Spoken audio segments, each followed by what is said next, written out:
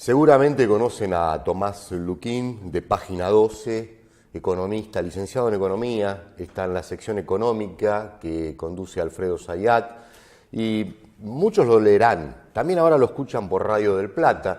Lo cierto es que la plata, tal vez nuestra plata, la que está fuera, la que está a través de sociedades que se arman, se desarman, se recomponen, sobre la que no sabemos nunca nada, y las que nos dicen a medias, y hay toda una operación mediática para que ese a medias siempre quede en el lugar donde no compromete el patrimonio de aquel que está justamente cometiendo un delito. Sobre todo esto él viene investigando y queremos saber, ¿cómo te va, Tomás? ¿Cómo estás, Omar? Bien, ¿dónde está el meollo de esta investigación? ¿Qué es lo que pone en descubierto? ¿Sobre qué nos alerta? Creo que das sobre la tecla en ese sentido.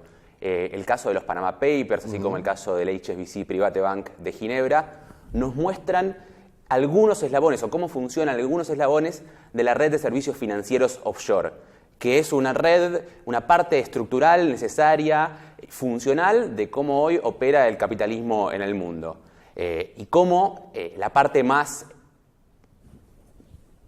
burdamente elusiva, evasora, se organiza para que los estados no puedan recaudar los fondos necesarios y para que las personas ricas y las empresas grandes, las multinacionales fundamentalmente, oculten sus fondos en estas guaridas fiscales. A ver, no se trata de las tradicionales islas paradisíacas como Islas Vírgenes Británicas, Islas Caimán.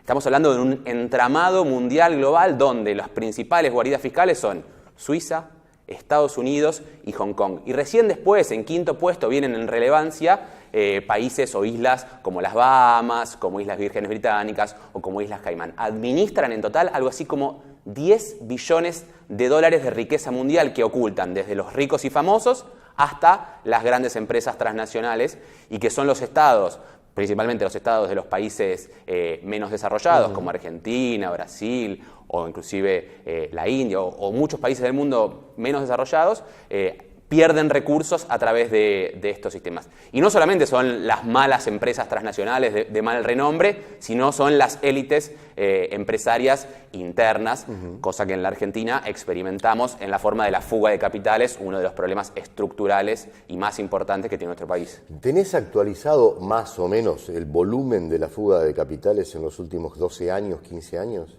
El stock de divisas afuera del país es enorme, es equivalente a un PBI de la Argentina. Dicen que es uno de los más grandes de todo el continente. Es uno de los más grandes de todo el continente. Comparado con Brasil es la mitad, o sea, Brasil tiene casi entre el 40 y el 50% de su producto y es el cuádruple de México. Digamos, dos países con élites gobernantes y élites empresarias relevantes que también recurren al sistema financiero offshore para ocultar sus recursos, para esconder sus activos, porque no se trata solamente de tener una cuenta en el exterior con 100 millones de dólares, con 10 millones de dólares, sino que se trata de administrar sus empresas a través de estas estructuras complejas de cáscaras que no solamente que ocultan quién es el verdadero dueño y que además le permiten evadir el pago de impuestos. Ahora, con ese mecanismo. Tomás, en tu investigación vas corroborando que aparte de la gran arquitectura financiera y política para hacer estos traslados de dinero, estas fugas, también se tiene que contar una fuerte arquitectura acá adentro, ¿no? Para hacer la cobertura o el encubrimiento, si me permitís. No es necesario. No es necesario. En Argentina no existe un sistema financiero dedicado a la fuga de capitales, pero sí hay intermediarios, grandes intermediarios que se dedican a administrar y a ofrecer las plataformas necesarias para canalizarlo. Digamos, cuando digo que no hay, me refiero a que no hay un sistema bancario tan desarrollado con bancas privadas. Sí encontramos guaridas como la del BNP Paribas, como el caso del HSBC, etcétera, que ofrecen esos servicios a sus grandes clientes, más que nada empresas y otra vez digo, individuos de alto poder adquisitivo, de mucha riqueza, pero no son los bancos, no es el sistema financiero tradicional, son más bien los intermediarios, contadores, administradores, auditores, que ofrecen estos servicios fundamentalmente a través de firmas en Uruguay, de firmas como Mossack Fonseca en Panamá o en sus subsidiarias.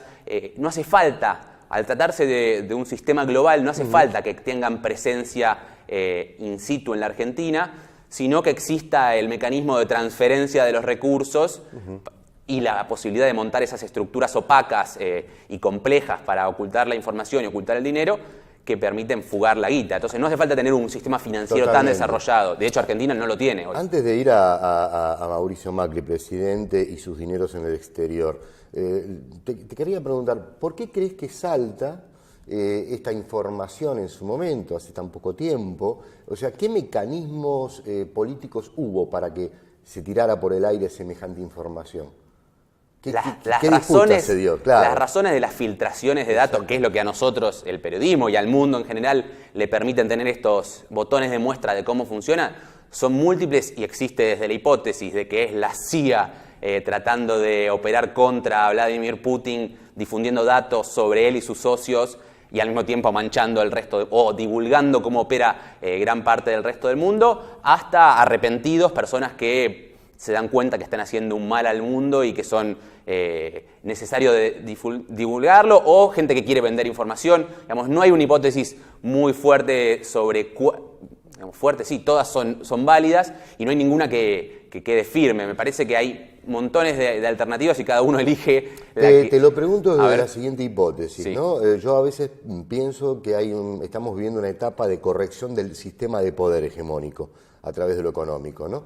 Y uno a veces se pregunta, bueno, a ver quiénes son los implicados y en qué epicentro político de disputa, de cambio de estructuras y categorías políticas están en sus países, que implica que si estos implicados están puestos muy en descubierto, puede haber entonces, desde el gran poder económico que está en las sombras en el mundo, una nueva condición de corregir y de presionar para cambiar las formas de discusión de la política por el poder. ¿Esto puede ser una parte, por lo menos? Totalmente, digamos, en las filtraciones hay juego de intereses. Y si no está en ese punto, está en el uso de cómo se difunden, cómo se divulgan, digamos, qué información se privilegia y cuál no. Digamos, cuando uno entraba a la página del Consorcio Internacional de Periodismo de Investigación, que son quienes difundieron los Panama Papers, los papeles de Panamá, uno veía que estaba en primera plana el caso del primer ministro islandés que terminó renunciando, alguna mención a la familia del primer ministro de Inglaterra que acaba de renunciar hace un par de semanas o un par de meses, David Cameron. Uno iba bajando en la pantalla y no aparecía en ningún lado Mauricio Macri. Entonces, y en cambio sí aparecían las empresas vinculadas a Lázaro Báez, aparecían fotos de Cristina Fernández de Kirchner, que no tenía ninguna cuenta vinculada en este entramado de los Panama Papers. Si no está en el caso de quien la difunde la información, en primera instancia, en el que filtra la información, sí está en la intención política en cuanto a los que divulgamos Ahora, masivamente. Tomás, ¿cómo sigue esta historia con respecto al presidente? Porque hasta ahora ha sido muy contradictorio Mauricio Macri cada vez que tuvo que hablar de su dinero en el exterior y sus cuentas y sus empresas. Bueno, gracias a esas contradicciones pudimos armar una investigación. Lo que mostraban en los Panama Papers fue que esta empresa Fleck Trading había sido radicada en Bahamas en 1998 y lo tenía a Franco Macri como presidente, a Mauricio Macri, el presidente de la Argentina, como director, y a su hermano Mariano como otro director. Hasta ahí era todo lo que sabíamos a principios de abril. La familia unida, sospechas de siempre, por lo que dijimos al principio, la élite empresaria argentina tiene una tradición, una pasión por el mundo offshore, y esto era un botoncito de muestra de cómo operaba la familia Macri.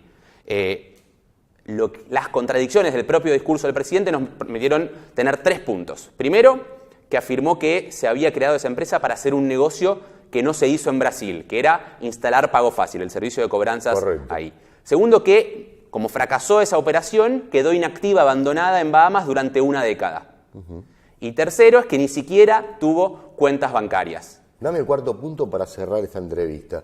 O sea, ¿cuál es el destino que tiene inmediato en términos políticos esta investigación sobre Mauricio Macri? Bueno, corroboramos que todo eso era lo contrario a lo que había dicho y terminó el presidente diciendo no tengo ni idea para qué era esa sociedad. El destino político está blindado, hoy entendemos todos, lo vemos, como no tiene impacto. La verdad que es un mundo muy difícil de comprender, el mundo offshore, y también hay en eso una dificultad. Es más fácil entender a alguien tirando billetes de dólares por arriba de un convento que como esta estructura financiera offshore, que es igualmente importante, igualmente abusiva e igualmente sistémica de esta clase dominante en la Argentina. Hay una investigación judicial que tiene un objetivo bastante reducido, que es esto de ver si hay un ocultamiento de información indebida, y por ahí va. El juez está activando la causa, está avanzando, pero es bastante difícil, precisamente porque estas estructuras se crean para ocultar la información, que Bahamas, que Uruguay, que Brasil colaboren, que Suiza colabore con el esclarecimiento de para qué se hizo y cuánta guita administraba esta sociedad offshore radicada en Bahamas a nombre de la familia de Mauricio Macri. Tomás, gracias.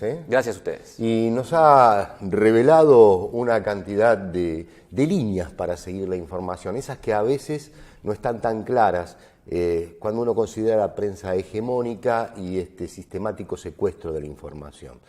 La seguimos, pero antes nuestra columna del día de hoy.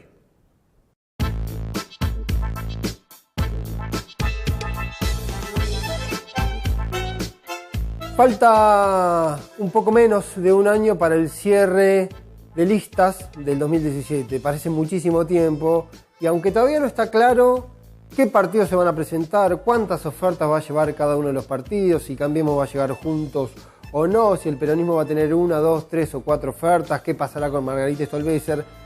Lo raro, o lo curioso, un dato por lo menos para ir analizando, es que el menú de candidatos que aparecen en la provincia de Buenos Aires es casi una remake, casi un déjà vu de las candidaturas presidenciales del 2015. Se habla de Sergio Massa, se habla de Elisa Carrió, se habla de Daniel Scioli, se habla también de Margarita Stolbizer, incluso se habla de Florencio Randazzo, que me dirán, bueno, no llegó todavía a ser candidato en el 2015 porque no terminó compitiendo en interna del Frente para la Victoria, pero fue uno de los candidatos, una de las figuras resonantes de la presidencial del 2015. ¿Qué significa esto? Primero, que en realidad las figuras que están en la competencia política no se renuevan, siguen siendo los mismos, aparece alguno cada tanto, pero no se renuevan. Y sí también que de alguna manera los sistemas políticos parecen seguir conformándose a partir de los candidatos y no de los espacios políticos. Es una figura o un sistema que está en discusión, que estuvo en discusión, pero que termina marcando que la centralidad no son ni siquiera las ideas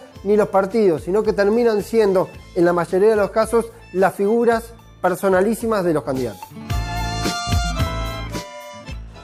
Y Tomás nos enumeró la complejidad de las cuentas en los paraísos fiscales, los infiernos políticos concretamente, porque de ese dinero que fuga también la consecuencia se da hacia adentro. Y la pregunta que anda sobrevolándonos es la justicia. ¿Cómo interviene? Hay muchos antecedentes en la historia política de nuestro país, en el continente, en el mundo, pero ¿cómo interviene la justicia que tiene ejemplos de estar mirando en otra dirección? Muchos ejemplos. La ley de medios es uno de ellos.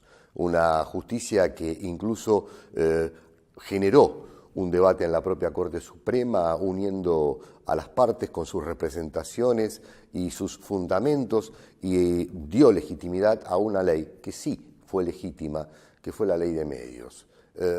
Luego permitió que por decreto el Poder Ejecutivo echara por tierra una de las leyes más profundamente debatidas, analizadas y rigurosamente discutidas en el Parlamento que se recuerdan en la historia argentina. Con este tema de la fuga de los dineros y con este tema de los discursos que escudan justamente la moralidad a la hora de que una clase política sobre todo diga una cosa y se compruebe que hace otra, es preocupante también la actitud de la justicia.